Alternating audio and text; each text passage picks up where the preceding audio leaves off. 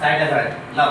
हे बा चिन्हांचा आहे. आता आपण दोन उदाहरणं सोडवली, वेगवेगळ्या प्रकारचे 3 उदाहरणं सोडवली. हे चौथं उदाहरण चिन्हांचं असतं. कोणतं चिन्ह कोणत्या पृष्ठासमोर येणार आहे ही मुलगी सांगत आपल्याला सोडवणार आहे. सांग बाळा. एका रेषेत स्वास्तिक, त्रिकोण आणि वर्तुळ हे एका रेषेत आहेत. त्रिकोणाच्या साईडला करायचं, हात लांब माप लांब. त्रिकोणाच्या ह्या साईडला डावीकडे स्वास्तिक आहे आणि त्रिकोणाच्या उजव्या साईडला वर्तुळ आहे. त्यामुळे स्वास्तिकच्या समोर वर्तुळ आहे. छान काढा. खाली खाली स्वस्तिकच्या समोर काय सांगितलं बाळांनो? वर्तुळ. छान. ओके. आता त्रिकोण, वर्तुळ आणि यश हे चिन्ह आहे.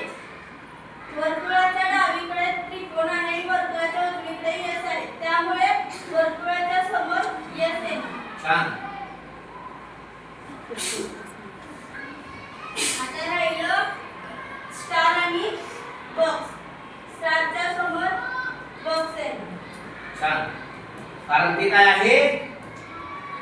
समोरील स्टार आणि बॉक्स काय आहेत? आता आपण बघितलं. स्टार आणि बॉक्स हे काय आहे? नाही, हे आणि हे काय? झाकण. झाकण आहे. त्यामुळे स्टारच्या समोर काय ना? छान.